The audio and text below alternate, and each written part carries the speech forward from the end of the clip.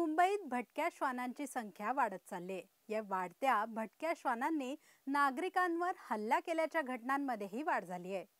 भटक्या श्वानाने चावल्यानंतर रेबीजची लस घेणं आवश्यक असतं.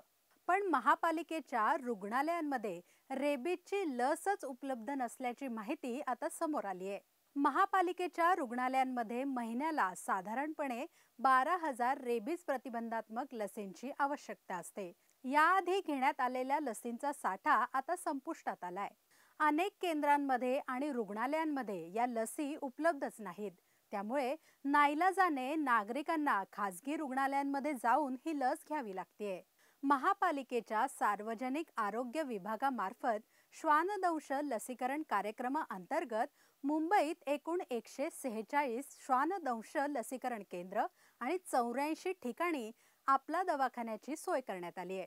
या ठिकाणी श्वानदंशावरील प्रतिबंधक लस घेण्यासाठी तुम्हाला पैसे मोजण्याची गरज नसते.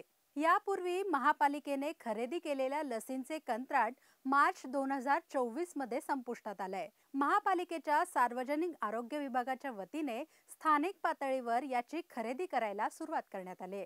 मे आणि जून 2025 अशा 2 महिन्यांसाठी 18,000 लसींची खरेदी करण्यात आली होती. महापालिकेच्या केंद्रात आणि आपला दवाखान्यामध्ये लस उपलब्ध नसल्याने अनेकांना माघारी जावं लागतं. मुंबईत दरवर्षी सुमारे 70,000 भटक्या श्वानांनी चावल्याच्या घटना घडत असतात. भटक्या श्वानांकडून लहान मुले, ज्येष्ठ नागरिक आणि दुचाकीस्वारांना लक्ष्य केलं जातं.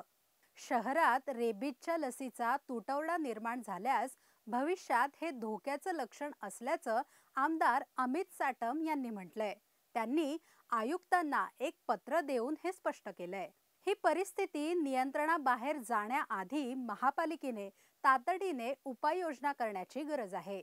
जर ही कारवाई करण्यात आली नाही तर सार्वजनिक सुरक्षेची परिस्थिती हाताबाहेर जाण्याची भीतीही साटम यांनी व्यक्त केली आहे.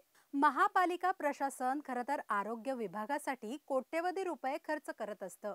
असं असताना रेबीज प्रतिबंधात्मक लस खरेदी आणि या लसीचा पुरवठा याकडे लक्ष का दिलं जात नाहीये हाच आता खरा प्रश्न आहे.